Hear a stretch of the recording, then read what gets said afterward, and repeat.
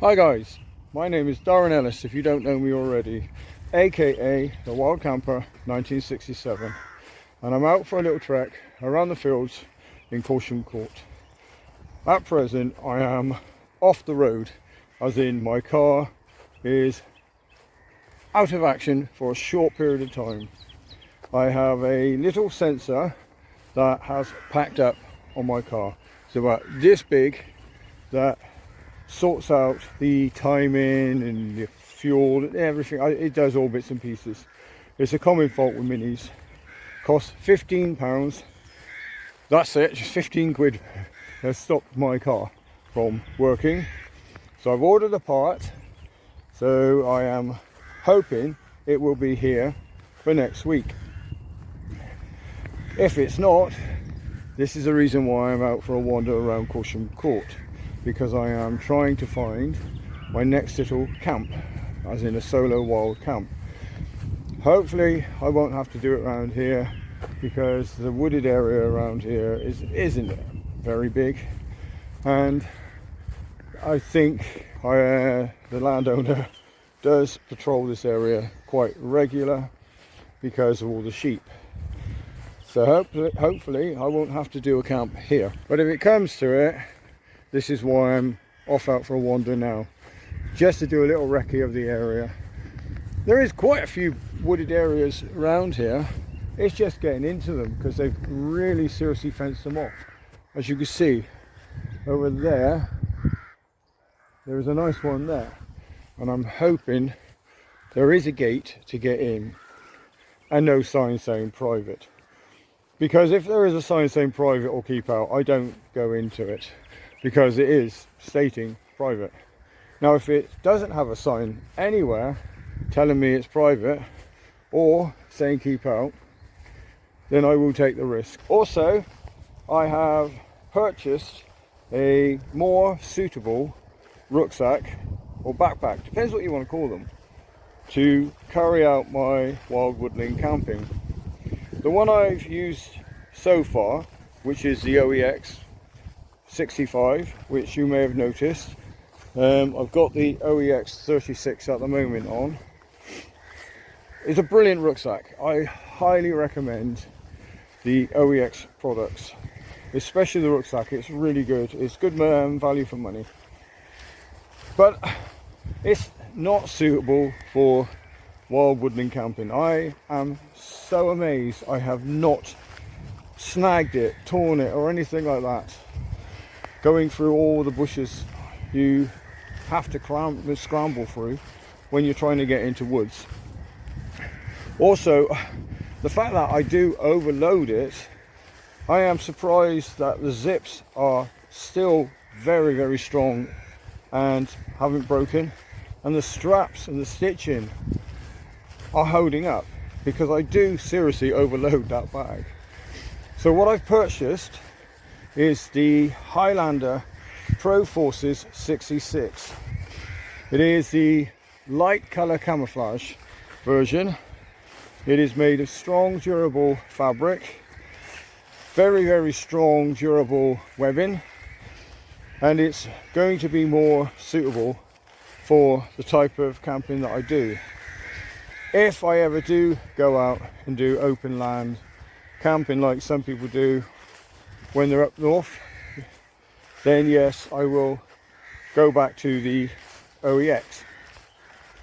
But for wild woodland camping, I am going to start using this new camouflage, heavy duty, military style Bergen, basically, when it turns up. And I am now by this wood that I'm going to have a little search around to see if there's a way in, and hopefully there is no signs saying keep out or private. Also, I've better add that it does say down there stick to the footpath, and I am nowhere near the footpath.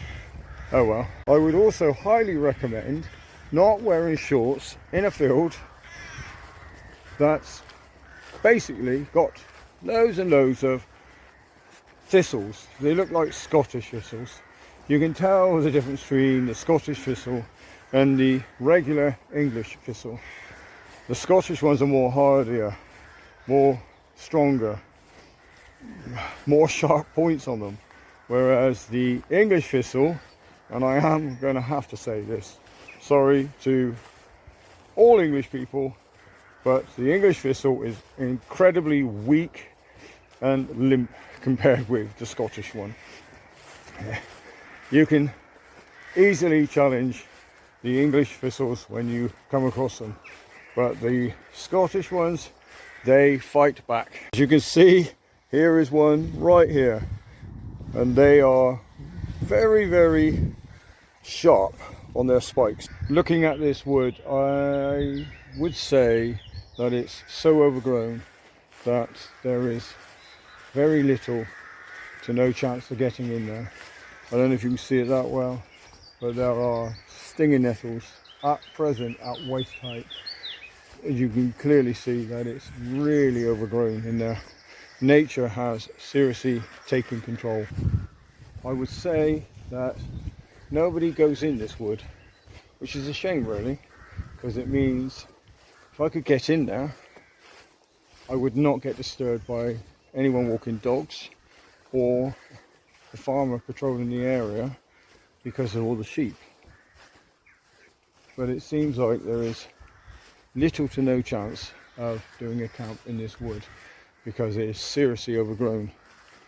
I think this wood is going to be out of bounds here. Yes, there is a fence that I possibly could get over and just wade my way through, because it doesn't look like it's all stinging nettles in there.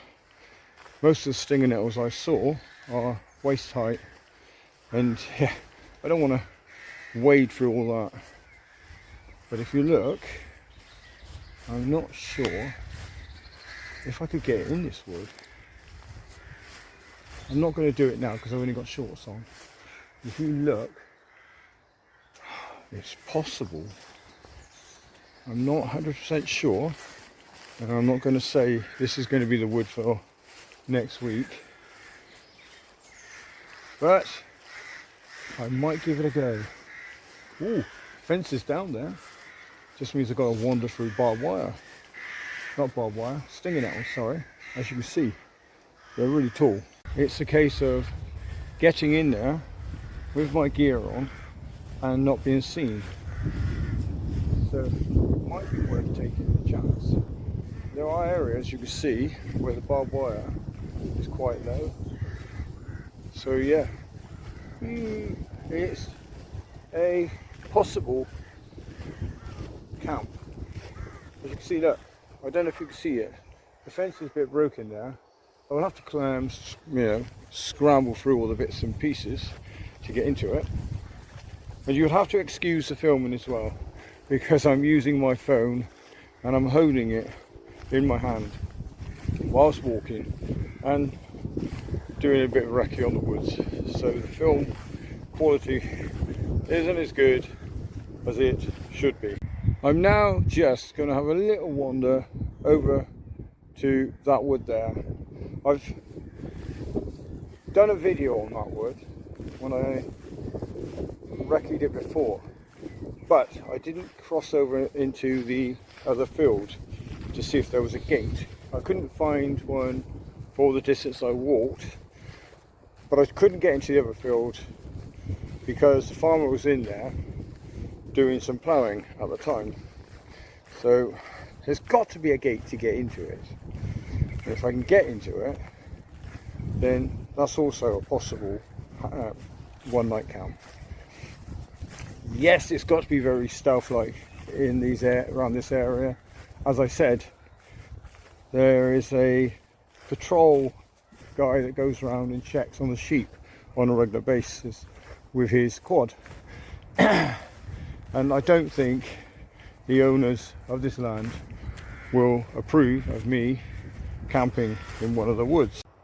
There is also this tiny little wood right here. Now, yes, it's not the ideal area to do a camping, but one of the other things I have invested in is camel netting. that I'm going to be able to throw over my tent to make it blend in with the surroundings. So it might be a case of doing a bit of a crafty stealth camp in this little wood. Let's have a look, see if there's a gate around the other side, because if there is, I might even risk doing a little stealth style camp. What do you think? Should I do a stealthy one or just do a bog standard safe camp? Let me know what you think, whether it should be sort of a risky stealthy wood camp. And there is a gate. Let's go and have a look, see how hard it is to get in there. There you go.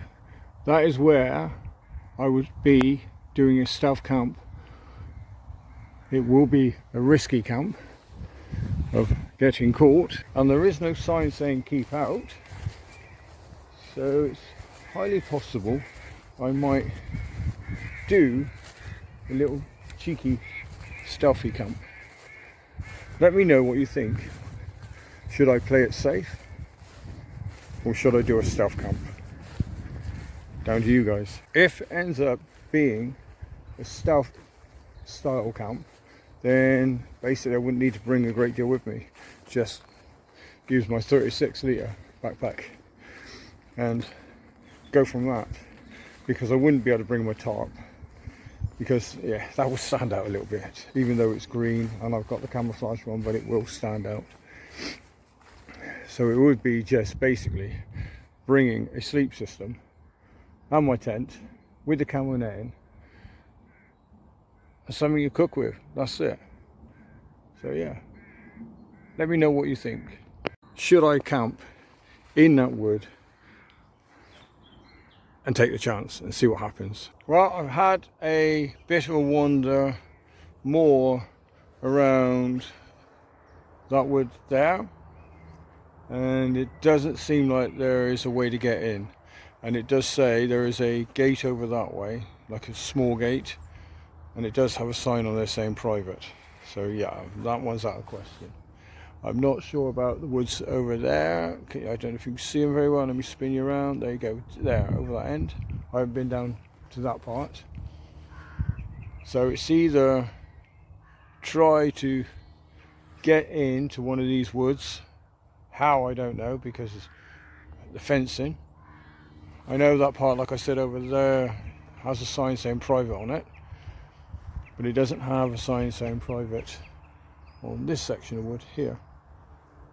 So maybe it's a case of trying to clamber over a fence and doing a safe camp in there, or like I said, right there in that one, a stealth camp.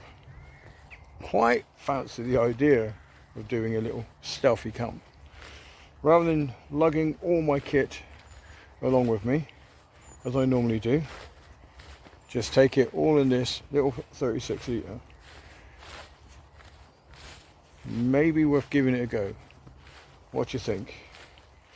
If you want to message me and say do a safe camp or do a stealth camp, feel free to do so. And you can also message me via Facebook as well, because I do have a camping Facebook page set up, and that is Wild Camper Darren. So you can check me out there if you want to message me via that. You can also email me, which is wildcamper1967@gmail.com. So yeah, you can message me either way. Email me, Facebook, or through YouTube. It's down to you. You can also check out my Instagram channel if you want, which is also wildcamper1967.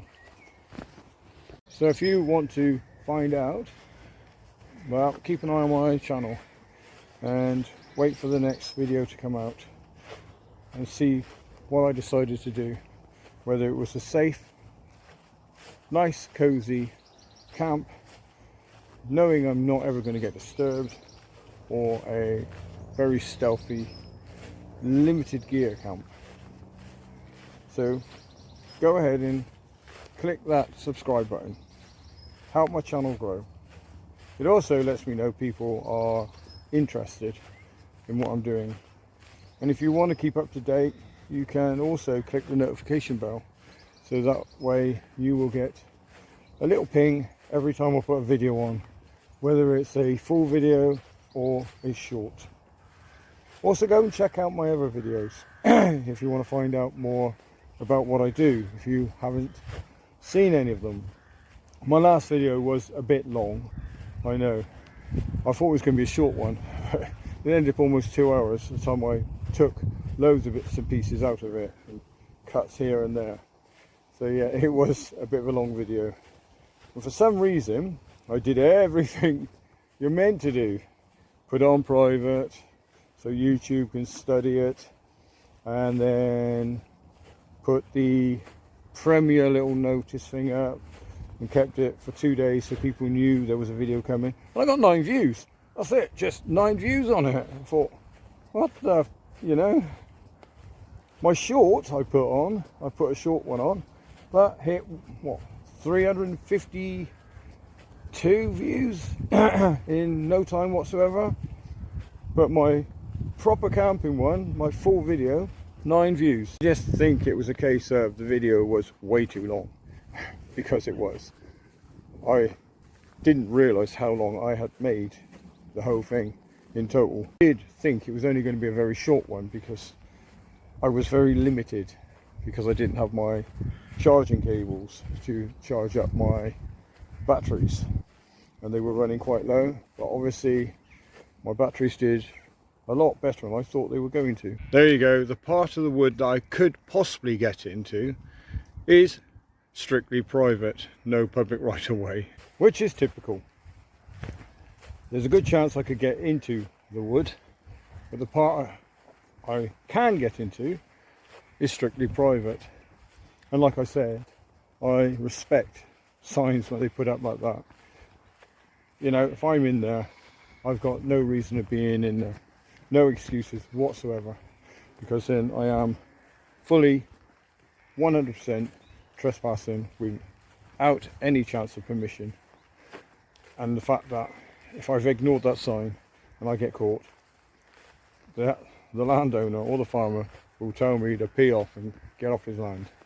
Whereas if there's no signs, I can appeal to his better nature and hopefully get permission just for that one night. So this is why I totally respect the sign when it says private.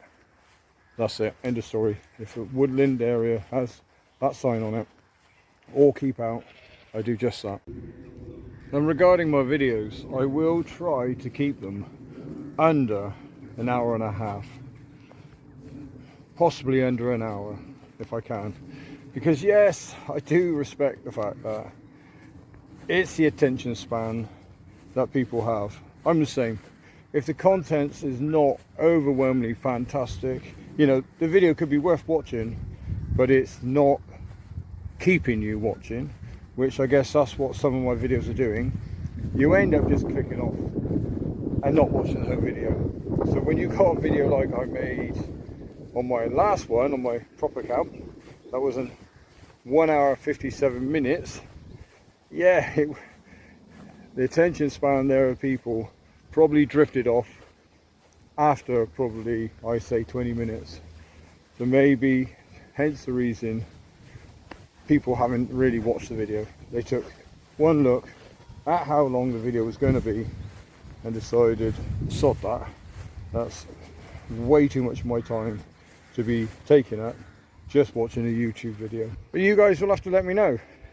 Add some comments, message me, whatever you want to do, and let me know what you think on whether a video such as what I made in my last one was way too long for YouTube. You know, it was longer than some feature length, probably $1 million films. I just didn't realise I was rambling on so much. Time went so quick. Seriously didn't realise I had made a video that long just rambling on just on my own to the camera. But it is quite surprising how much you can say by yourself to a camera and not realise how long you've been chatting away. You know, you could be on this camera chatting away like I am now, or on your camera, whatever you're doing, and next thing you know, you have just videoed over an hour's worth of footage, and it might only feel like you've only been doing it for about 10 minutes.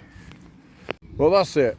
I am literally going to head home now, as I said earlier, and it's basically a case of deciding on what I'm going to do next weekend. A stealth camp or a safe camp. Like I said, I've already roughly made up my mind, but I would like to hear from you and see what you think. So thank you for watching so far.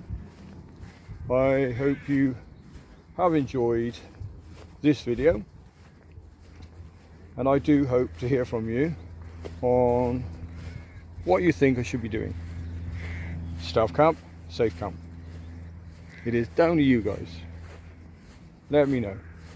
And go check my other videos out and see what you think. And if you do like what you see in any of my content of the videos, give it a thumbs up, okay? Your reactions, whether it's subscribing or giving it a thumbs up, lets me know that you guys are interested in seeing more videos. If I don't get any feedback, such as thumbs up or people clicking subscribe, it does make you wonder, as a YouTuber, whether it's worth continuing to make more videos. Because at the end of the day, it's not just a vlog, a video diary. It's also to pass on information and hints and tips to you guys and show you areas where we camp, because if you live in those areas, might give you some ideas where you want to go. And I do enjoy making the videos and sharing them with you guys, showing you what I do, passing on bits of information on new bits of kit that I buy, showing you guys that you can buy budget gear but at the same time get really good quality gear with it also. The amount of stuff I have purchased over the past year is amazing, how much you accumulate and spend as well, and you still got a brilliant good kit layout that's going to last you a very long time if you look after it. And you don't have to spend out a fortune. It's like I said with the tents, I know people go out and spend £1,300 on a Hillyberg and things like that. My nature hike Cloud Up 2, it is a cheap budget tent, but it's a bloody good tent. It's roomy, it's quick to set up, it's waterproof, it's quite strong, and it's ideal for this type of camping. Okay, it's not going to be one of the ideal tents you're going to have to buy if you decide you want to go out on the moors in strong winds or heavy snow. The poor nature hike wouldn't stand a chance in weather conditions like that. So then, yet you would need something like a Hillyberg. But to do basic camping, like I'm doing, you don't need to spend anything in the ways of some of these guys are paying for their tents. I think the most you need to spend on a tent, if you're doing basic wild camping, like how I do it, is probably £400 or £500 on your tent, max. As I said in my previous video, one of the other tents I'm thinking of getting is the MSR Elixir 2. It's either going to be the 2 or the 1-man. The 1-man seems to have plenty of room in it, but I do also like the spaciousness of having the 2-man tent. And that tent, I think, is under £300. It's a brilliant tent. It's good value for money, so I've read on it, and it's ideal for the type of camping that I want to do. And it's a 3-season tent. So do you really need to spend out £1,000 or more on a tent? Not really. That's my opinion. Yes, okay. If I was going to go out on winds that are like 40 miles plus per hour and going out in strong blizzard conditions, then yes, I would need something like a Hillyberg or a Nor tent. But the type of camping I'm doing, I don't need something like that, and I have no intentions of buying a tent of that level. But that's it from me now. I'm off. So keep an eye on my channel and wait for my next video. Thank you for watching so far.